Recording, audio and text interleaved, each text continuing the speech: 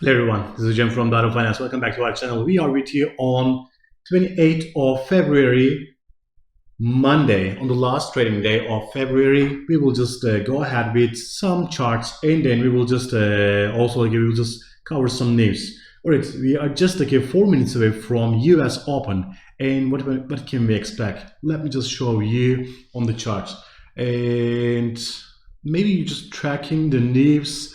And right now there is a ceasefire talking in Belarus between Russia and Ukraine. And the first, it's not unconfirmed. It's not unconfirmed yet, but Ukraine side demanded Crimea and Donbas region from Russia. If these kind of requests just a pass to Russia from Ukraine, I don't expect any ceasefire doing that one. And probably Russia will just ask demilitarization and also denazification. Like they are just calling Zelensky as a Nazi mindset. So they will ask something like that. We will just see the results, and then the market just waiting for that news, and we will just see the results. All right, US inventories have been reported and it's slightly increased, and we will just see the market reaction on the open. It's not big reaction is expected. All right, we are on the chart of Nasdaq. This is our first chart. As you can see here, Nasdaq just closed last week really, as you can see here, really high.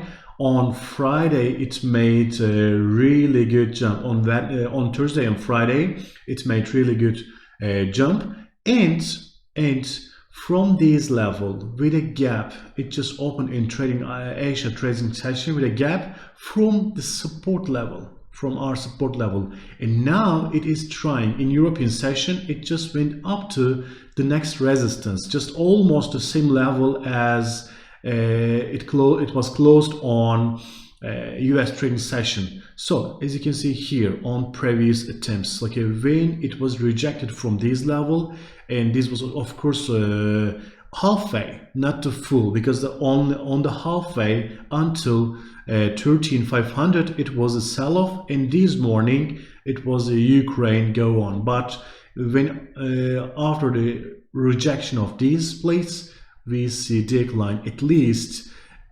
13k 600 700 levels. So if we see another rejection on these points, at least we may see first 13,700, and then it may test some lower levels as well, depending on the motivation of the markets. But here is critical, and some people can just prefer some safe havens like gold and silver, and then they just maybe some cautious on this level. But still, as I say, and these levels, if there is no war, these levels will be so good levels to buy. But right now in war scenario, these levels may be some risky, so the resistance may persist a bit more. All right, let's look at our second chart. You are ready to win with us. GAN Markets. All right, our second chart is Bitcoin. As you can see here, Bitcoin is just giving a really good testing of the resistance. As you can see here, it's just trying and trying, but cannot go higher than these levels. Maximum it can go to a 40,000. Then from that level, it's just being sold out with recent news. So this 38k level is just becoming really tough resistance for Bitcoin. But at the same time, people are just fed up with the sell-off issue. They are not selling that anymore, and this 34k level can be the deep point for the short term or the medium term.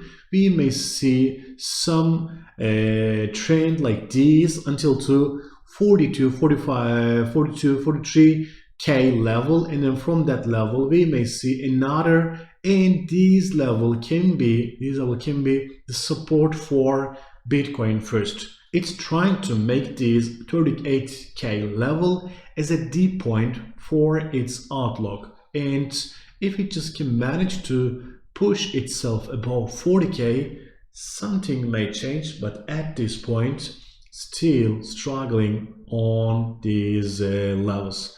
We will just see more that one.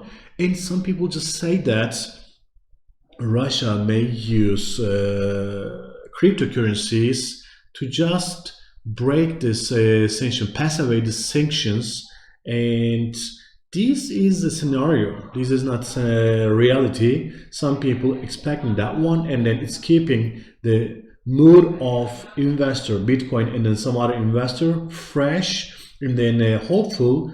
We will see next days how it will go on. And in US and Europe, people are saying we have excluded gas and oil sales from SWIFT sanctions. But if Russia just goes more and more, just past the line more and more, then we will include all transactions, including gas and oil, on this transaction. Then if this happens, there will be a lot of volatility in the market on that one. If Russia just say that legal tender of these kind of things, we may see that scenario. But if that doesn't happen, so we will see a lot of risk in the market because of the inflation and other things. We may see downturn of this Bitcoin. All right, let's get our last chart.